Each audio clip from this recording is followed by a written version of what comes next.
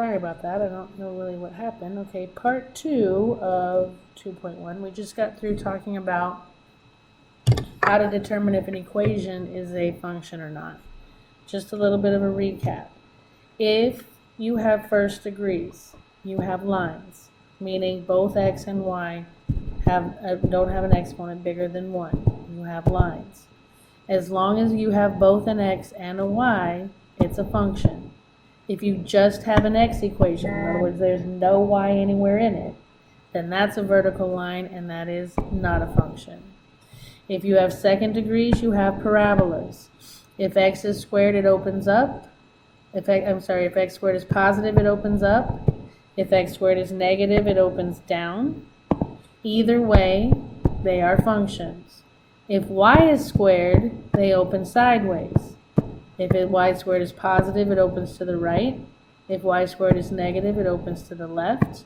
Not functions. Cubics, whether you cube x or you cube y, they are both functions. Square root is half a parabola. Those are functions. Absolute value, as long as x is inside the bars, it will be a function, but if y is inside, it won't be. If you have both x and y have exponents bigger than 1, it'll be some sort of a closed shape, more than likely, and it will not pass the vertical line test, so those will not be functions.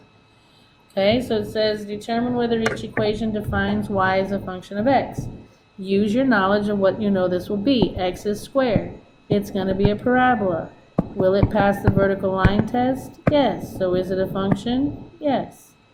Okay, for b, x and y both have degrees higher. That's going to be some sort of a closed shape. Will not pass a vertical line test. So no, it's not a function. Okay, is this a function? Pause. Come back. And it is, because both degrees are 1s. Both degrees are 1s means some sort of a slanted line. Slanted lines pass vertical line test. It's a function. Okay, pause and answer. And we're back. Not a function. If y is squared, this thing is going to open to the right, and it will not pass the vertical line test. Pause and answer. And we're back, and a function. This is going to be half a parabola. The negative just means that instead of doing this, it's going to do this. That will pass a vertical line test. Okay, so how do you determine if a relation or equation represents a function? Again, you have to make sure all of the x's are different. In an equation, you look at the exponents, and the exponents will tell you. Alright, so the vertical line test, which I guess I should have put in front because I already taught it to you. Basically, if any vertical line intersects a graph in more than one point, then the graph does not define y as a function of x. So just like I was doing earlier, every vertical line I draw, right, does it touch more than one point at the same time? Yep. So is it a function? Nope. Even though most of them only hit 1, I found one, that one would hit 2, that would hit exactly 2, that hit all 3, that would hit all 3, that one. I can find lots of lines that hit more than one point vertically, so it is not a function. Okay, again, not a function, hitting more than one point at the same time. It is a function. Okay, every line I draw only hits it once. Is a function. Every line I draw only hits it once. Not a function. I can find lots of lines that hits more than one point at once. Okay, so use the vertical line test to decide which graphs, if any, are in which y is a function of x. Okay, does this pass a vertical line test? Yes, so it's a function. How about this one? Nope. How about this one? Yep. How about this one? Nope. That's simple. Okay, so is it a function or not a function? Pause. And we're back. Not a function. Remember I said the only line that won't pass a vertical line test is a vertical line because it hits all its points. Okay, pause to answer. And we're back. It is a function. Every vertical line I draw only intersects it one time. Okay, so how to use a vertical line test to determine if a graph is a function? Each vertical line can only touch graph one time. Okay? Alright, function notation. This does not mean f times x. It is read f of x or f at x. Okay? And you can think of it like a machine. Okay? Like for example, this says the function is equal to 0.014 times x squared minus 0.24x plus 8.8. This is like whatever you put here is your input. And the function, in this particular case, would take whatever you brought it, it would square it, multiply it by this, it would multiply by that and subtract and then add 8.8 to it. And then whatever it got when it did all the math would be your output. So as you can see, they took this function and it says we're interested in finding f of 30. So what it says is replace all of the x's with 30s. You don't ever do math on this side. This is just function notation. This is just fancy math writing. Then you do the math on a calculator or in your brain. Alright, this would be the output. And you have found actually an ordered pair. If I were to graph this function, which we know would be some sort of parabola, I know that the ordered pair 30, 14.2 would be on its graph. Okay? Alright. So it says, here's my function. I have f of x equals x squared plus 3x plus 5. I kind of look at functions like parties, okay? Math parties. Not math parties, math parties, okay? And, you know, when you go to a party, you generally, you know, bring some snacks or you bring something, you know, in our case, we're going to bring math, alright? And so when you come to this party, this time you're bringing a 2, okay? So what you say is I'm going to find f of 2. I'm taking 2 to this party, which means everywhere you see an x, you walk up to them and say, oh, hi, I'm going to replace you with a 2. I'm taking your x. You're going to the x party, so you're going to get x's. But every x you take, you have to put in a 2 for. Okay, so then you use order of operations. Exponent first, multiply. That would be 10 plus 5 is 15. So when you brought 2 to the party, you left with 15. 2 went in, 15 came out. Okay? Now B is going to be a little more complicated, and I really wish I wouldn't have written that big. Okay, let me erase that to be B. Okay, B is a little bit more complicated, but not much. It's just kind of, you're bringing some algebra, instead of just bringing a plain old number to the party, you're bringing some full-blown algebra to the party. So at the f of x party, okay, x squared plus 3x plus 5, you're bringing f of, you're coming to the party, but you're not bringing x. So everywhere there's an x, you take it out. And what does B say to bring to the party? B says take an x plus 3. So you go up to him and you take his x and you replace it with x plus 3. You go up and you take his x and you replace it with x plus 3. That's what you do at math parties. You take some math, you get some math, right? Now, to simplify this, where we don't kill puppies, we have to make 2 copies of x plus 3. Okay? I'm going to write that out, just so we illustrate how important that is. And then we simplify. X times x is x squared. X times 3 is 3x. 3 times x is 3x. 3 times 3 is 9. 3 times x is 3x. 3 times 3 is 9. And plus 5 comes down. So now I'm going to combine like terms. There's no more x squareds. 3x plus 3x plus 3x is 3, 6, 9x's. And then you have 9 plus 9 is 18, plus 5 is 23. So, f of x plus 3, you brought x plus 3, and you left with x squared plus 9x plus 23. Okay, and then for C, to find f of negative x, again, I'm still going to the same f party. Alright, but this person brought a negative x. So every x turns into a negative x. Negative x squared means negative x times itself, which would be positive x squared minus 3x plus 5. That's as simple as I can get. So if you bring a negative x, you're going to leave with x squared minus 3x plus 5. Okay? Alright, you try this one. Push pause. And we're back. And I hope you got 16. If not, let's look at y. They want me to find f of negative 3, which means you go to the f party, you take out his x, and you replace it with negative 3. Distribute is positive 15, plus 1 is 16. Okay, push pause and try this one. And we're back. This says, go to the f party. See how I just copy it down?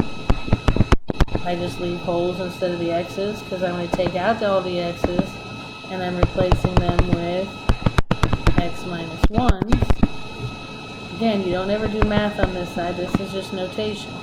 Do not distribute first. Order of operations says I have to do the exponent first, which means to do that one I have to make 2 copies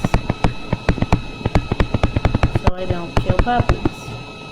Okay, so now when I start distributing, if I distribute the 3, I get 3x minus 3. That's done. Everything else comes down.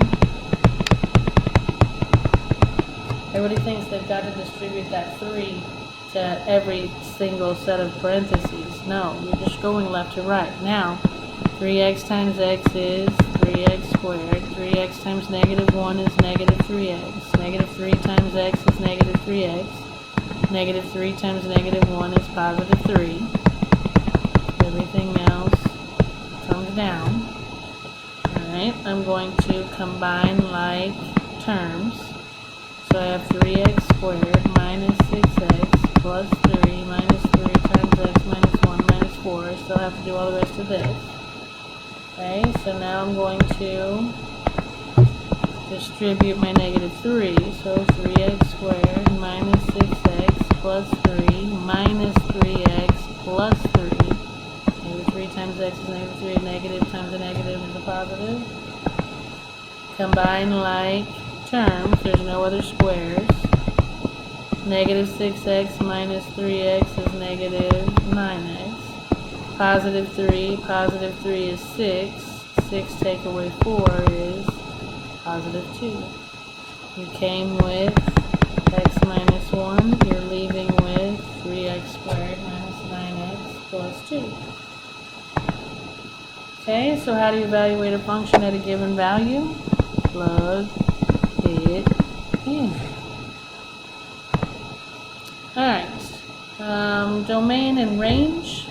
When you're looking at a graph of a function, okay, if you look at the endpoints, when you're looking at domain, you're looking at the x-axis, okay? So if all I'm looking at right now for domain is this axis, the trick is to figure out where it starts and where it stops. Well, it's between here and here. So it would have been helpful if they would have put some numbers on this graph. Let me see if I can add some. Let's say that this was 5 and this was 10. I would say my domain is from 5 to 10. That's the interval that my domain is on. Okay? Now, if you look at the range, you're looking at bottom to top. Okay?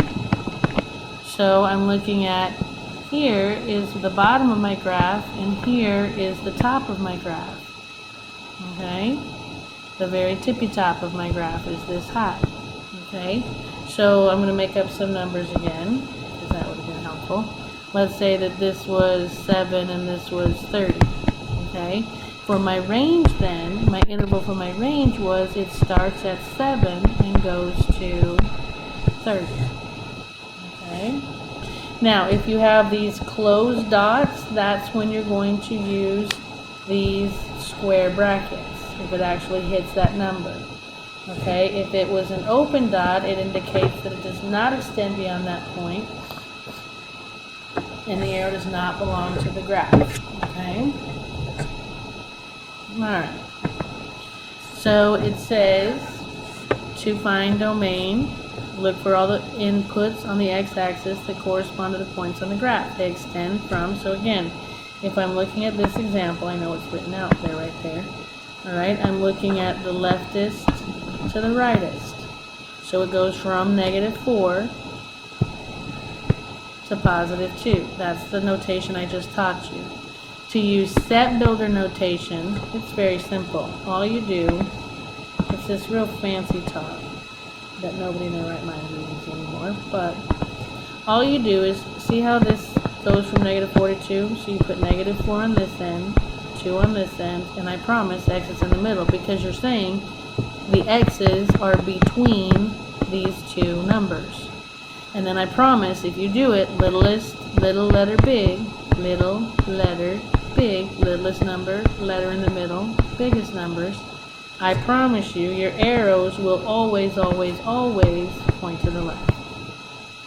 Okay? Now range, change color of my highlighter. Range, we're going bottom to top. The lowest this thing goes is here, and the highest it goes is here. Okay? So if I look at those y coordinates, those y values, alright, it starts at 1 and goes to 4. Yes? Okay? And again, there's set builder or interval notation that I already taught you. To do set builder, again, you're just going to put the littlest number, the biggest number, the letter in the middle, and then I promise your arrows will always, always point to the left. Oh, and this is just the set of y such that, and they put this in this fancy set. This says the set of all x such that. Okay? It's just fancy talk.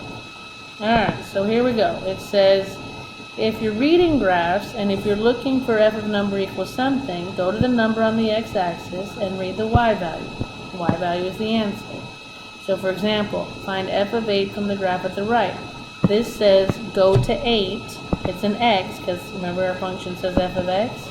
So this says go to 8 on the x-axis, right here. We'll go up to the graph, hit the graph, and then come over and read the y value. So I would say f of 8 equals 200. Okay? If you're looking for the number, but you have the output, you need to go to the number on this number on the y-axis and then read the x value. So for example, down here it says find f of, or it says find for what value of x is f of x equal to 350. So they want me to go to 350 on the y, which is about right here, then hit my graph and come down and read the x value. So it would be f of 6 equals 350. So they're either going to give you the x value, go to it, read the graph, read the y, or they're going to give you the y value, go to the y, go over, read the x. Okay? Alright, so it says use the graph of each function to identify its domain and its range. Alright, domain. Domain is how left to how right it goes.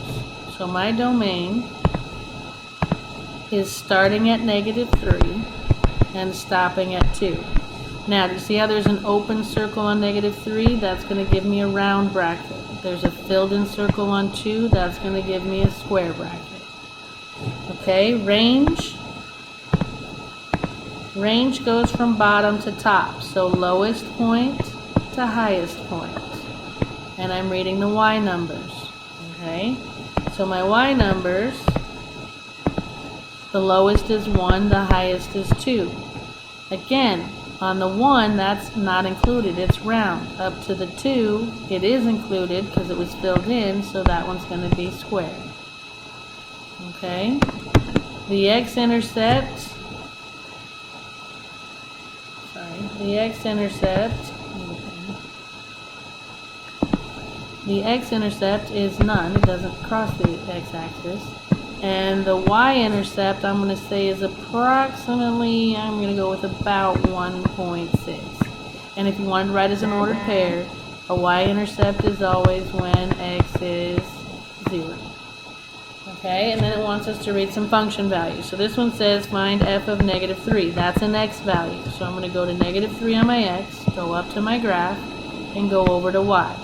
And f of 3 would equal 1.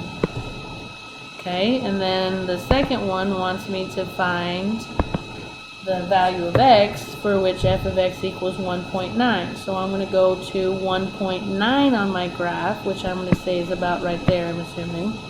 Alright, and I'm going to go over to my graph, which I'm on it, and then I'm going to come straight down and figure out what x that is.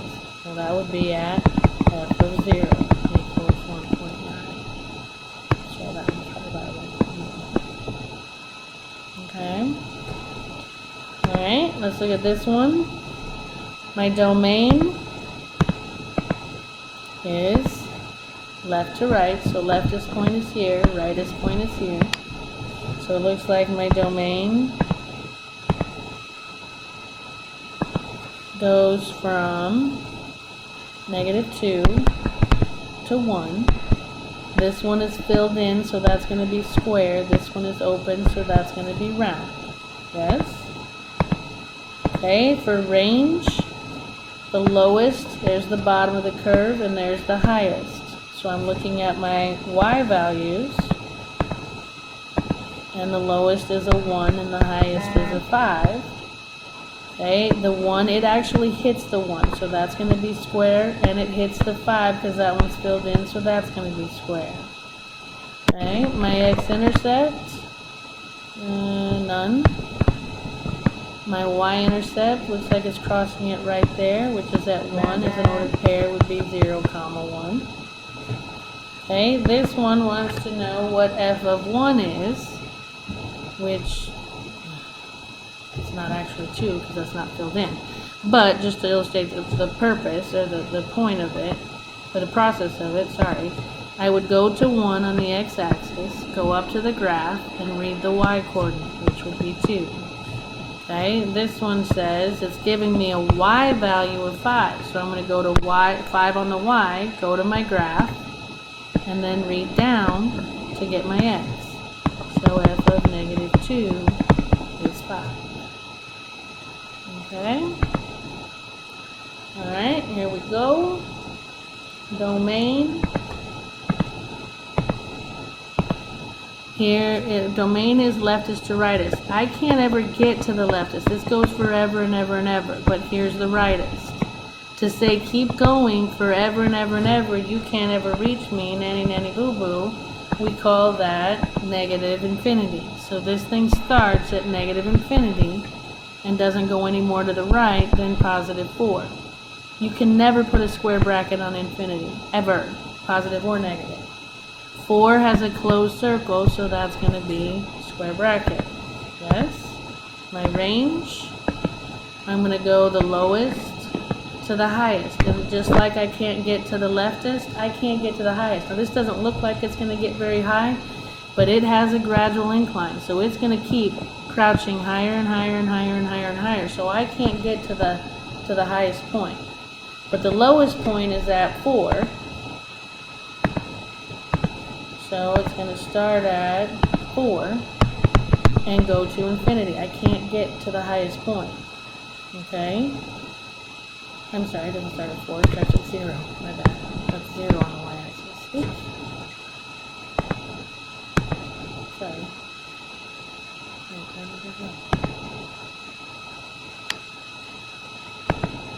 What happened over there? Oh, sorry, this is 0. Okay, so my range goes from 0, and it actually touches 0, so that's going to be squared, and I can't reach the top, and you can never put a bracket around infinity. Okay, the x-intercept is 4, 0, and it looks like my y-intercept is 0, 2. F of 3, that's an x, so if I go to 3 on the x, go up to my graph, read over to the y, I would get 1. Okay, and then they gave me a y, so if I go to 3 on the y, hit my graph, okay, or go to my graph, sorry, which looks like about right there maybe, go over to my graph, and then go down, it looks like f of negative 6 equals 3. Alright, domain and range. Okay, this is obviously a table that like is a real table. Percent, I think it has to do with a real world context. So your domain is literally where it starts and where it stops. So your domain would start at and include 1950 and go all the way to the year 2000. The range would be lowest to highest. Okay, the lowest is, I'm going to assume they're starting at 0%. It doesn't actually go through 0%. And the highest it goes is 30%. And in my graph, I don't see it touching it. Okay? My x-intercept is none. Okay? It doesn't cross the x-intercept. The y-intercept looks like, I don't know, about maybe 3%, 2.5%. I would say 3% for estimate. Alright, to do f of 1980, I want to go to 1980 on the x, go up to my graph, hit the graph, and go over and hit the y, which is 15%.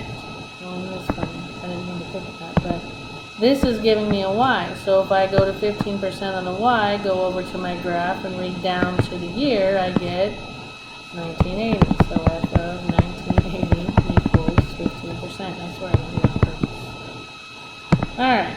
So you do this one. It wants you to find f of 3. Hit pause. And we're back. And you hopefully got 1.5. They gave me an x of 3. So I go to 3 on the x, hit my graph, go over to the y, which is at about 1.5. Okay, this one, they said if f of x is 20, oops, hit pause. Back. This says if f of x is 26%, so they're giving me a y. So if I go to approximately 26%, go over until I hit the graph, and then come down and read the x, I'm at 1990. Okay? Alright, they want you to determine the, hit pause. And we're back. They want the domain and the range. Alright. Your domain goes from the left to the right. But guys, this is going to keep going forever and ever and ever, and forever and ever and ever this way. So it's never going to stop going left or right. So your domain is negative infinity to positive infinity. Your range, again, this thing is going to keep going down and down and down and down. You're never going to get to the bottom, but it's not ever going to get any higher than 2. So my range goes from all the way down here, which is negative infinity, but it's not going to go any higher than the 2. And I need the square bracket because it actually touches the 2. Okay, domain and range on this one. Hit pause. And we're back. Alright, your domain starts here and this is going to keep going forever and ever and ever and ever and ever. Okay, so my domain is going to be, my domain starts at 0 and includes it, so I need a square bracket, and it goes forever, so that's going to be to infinity. Okay, my range is not going to get any lower than that, but this thing is going to keep getting higher and higher and higher and higher and higher. Okay, so the lowest it's going to go is 0. It's not going to go below, negative 1. Okay, but it's going to go forever and ever and ever, and that's up to infinity.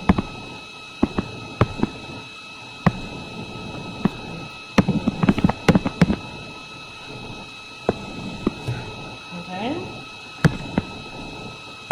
Alright, So, how do you identify the domain and range of a function given the graph? Well, domain is right to left, and range is bottom to top. Set builder notation, that's where you have the set of all x such that, and then you put the little number left, the letter, and the big number. And 6, interval notation, you either use square or round, and you use the little number, right, comma, big number, and then again either pick square or round. Now when you're answering this for me, obviously you need to explain. Round is when it's an open circle, bracket is when it's a closed circle, or included, not included, included. Okay, you need to add a bunch of stuff like that for it. Alright, and I will see you next time. Have a good day, and cheers.